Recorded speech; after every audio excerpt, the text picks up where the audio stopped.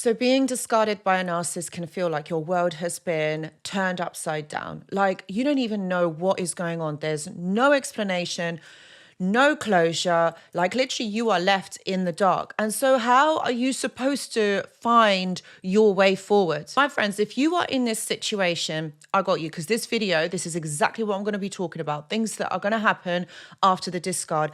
And I feel like probably some of you are in a fog, not understanding what has gone on. And all you want to do is make contact with this person. Don't, my friends, because this is what I'm going to be explaining in the videos to help you understand this in a completely different way. It's not as it seems, okay? It's not as it seems. Watch this video. Hello, my friends, and welcome back. I hope that you're all doing really well. So we're going to be talking about this, like literally what's going to happen after the discard.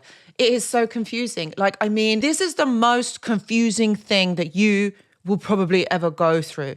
There's no answers. There's no understanding. There's no there's no clear way forward. You are left in the dark to try and muddle through, okay, to try and understand. But yet there is no light shining here because you're like, what has gone on? I thought we were all right. Or yeah, we were having a bit of trouble, but like I thought we were going to work this out. Like how many times have you been through this cycle? And why has it happened now like this? I'm literally going to talk about why this happens. And I'm going to say to you that this is more common than you think. This happens for a reason. Okay. And I'm going to talk about why this is.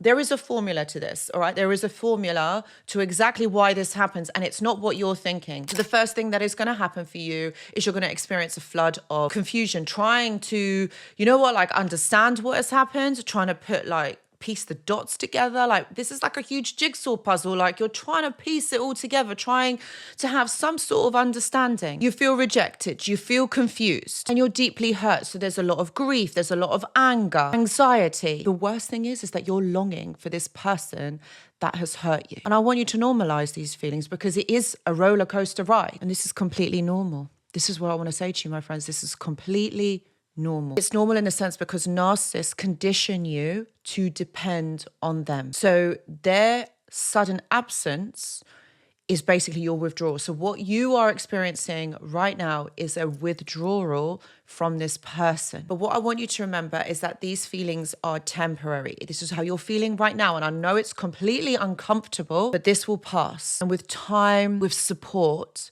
these intense emotions will lessen. And what happens is you'll be able to emotionally regulate yourself. Oh my God, this is the best one. I'm just being sarcastic here. Like they launched this smear campaign against you. They say that you're the issue. You are the one that has done this to them. Like they are so hard done by. And this is them pretending to be the victim in all of this, which adds further to the confusion and the self-blame, the guilt, the shame, and everything that you feel. You think, hold on a minute, like how have I got this so wrong?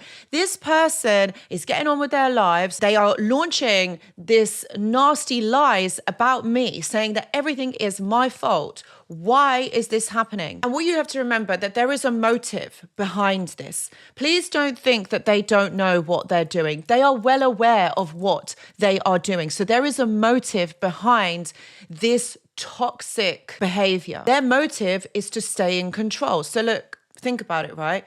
You are on the floor, sad, so upset that this person has left, trying to piece everything together. So you're in a state of confusion. The narcissist wants to keep you there. So what they're going to do is they're going to add fuel to the fire. I know, let's launch a smear campaign. Let's say all these nasty lies about this person. This will make them even more confused and make them feel even worse than what they do. Because now I've got other people knowing about them, knowing that how awful they are. And what this does to you, it keeps you in that state.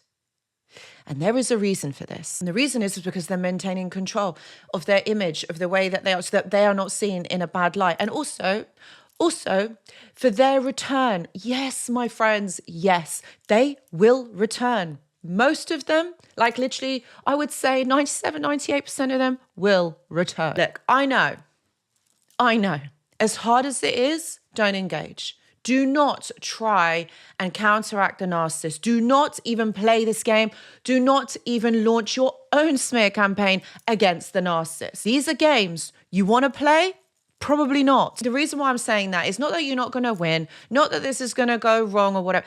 Honestly, Protect your own peace. What are you going to do? Engage in these games, going to say this, say the same thing that a narcissist is saying? All you're doing is you're stooping down to their level. Because I tell you something, those people that love you, that care about you, that know you, will be able to see through this. They'll know that the narcissist is lying. They'll know that this isn't true.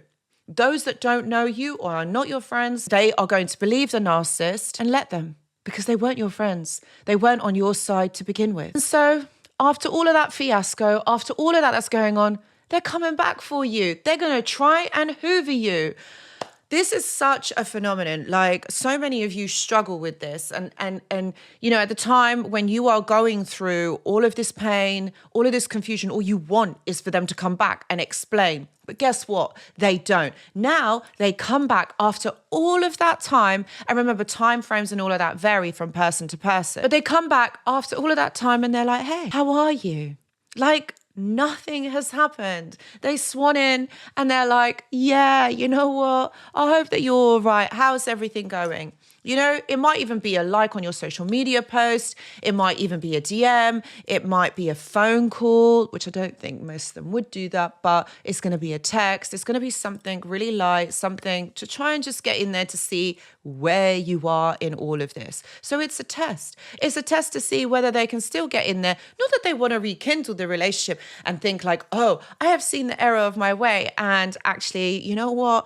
I want to make amends because I have worked on myself. No, this hasn't happened. They're coming in to see if they can manipulate and control you a little bit more, whether they can play with you a little bit more, whether you're going to allow them to do that after everything that they have done. They've just gone, disappeared into thin air, then the smear campaign, and then they come back. Can you see how strange this all is? It probably, when you take a step back, you could probably hear like how strange this actually sounds. And through all of this, what happens? Most of you will begin to see the truth. We'll be able to see past this fog that they have left you in.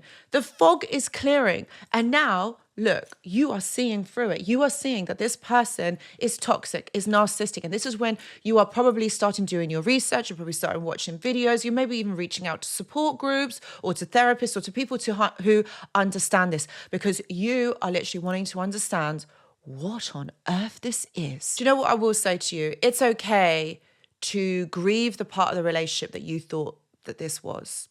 It's all right to grieve the person that you thought that they were. And it is going to take time because you are grieving a fantasy, something that wasn't real. And I just want to normalize this for you and say that this is part of the process, because really there wasn't that person that they pretended to be. And the reason why you're missing them is because you're missing that facade. You're missing that thought of who you thought they were, but they were never that to start off with. They were pretending to be someone because that's what they do. And lastly, what I want to say is this is where you regain your power and you start to heal.